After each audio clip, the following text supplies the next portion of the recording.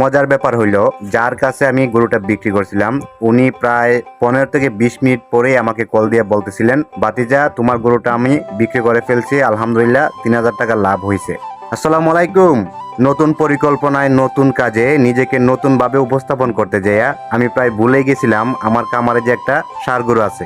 আপনারা ভিডিওতে যে ষাঁড় গরুটি দেখতেছেন, এই ষাঁড় গরুটি আমি 1 মাস 27 দিন আগে 47,400 টাকা দিয়ে কিনে আনছিলাম।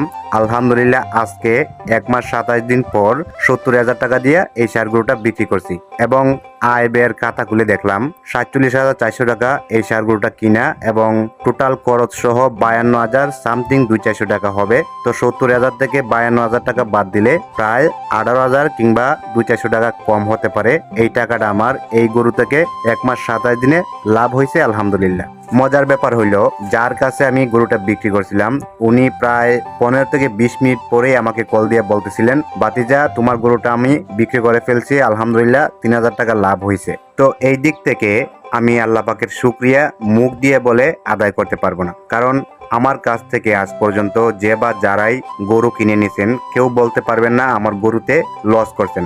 আবার আমি নিজেও আজ পর্যন্ত যতগুলা গরু লালন পালন করছি আলহামদুলিল্লাহ কোনো গরুতে লসের মুখ দেখি নাই।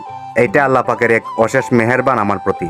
আরেকটা কথা না বললেই নয়, আমার খামারে যেহেতু শুধুমাত্র এই একটা মাত্র গরু ছিল, এই গরুটাকে আমি ইউএমএস এর উপর প্রাধান্য দিয়ে লালন পালন করছি। ইউএমএস কি, ইউএমএস খাওয়ানোর নিয়ম এবং ইউএমএস এর উপকারিতা সম্বন্ধে বিস্তারিত একটা ভিডিও আমার এই আইডিতে পোস্ট করা আছে, চাইলে আপনারা ভিডিওটা দেখতে পারেন কিংবা ইউটিউবে সার্চ করেও ইউএমএস সম্বন্ধে বিস্তারিত জানতে পারেন। যাই হোক, আমি যেহেতু গ্রামের ছেলে, এই জন্য গ্রামের ভিতরে লুকায়িত প্রাকৃতিক সৌন্দর্যগুলা উপভোগ করতে আমার খুব বেশি ভালো লাগে। এটা আমাদের গ্রামাঞ্চলের প্রাকৃতিক সৌন্দর্যের একটা দৃশ্য।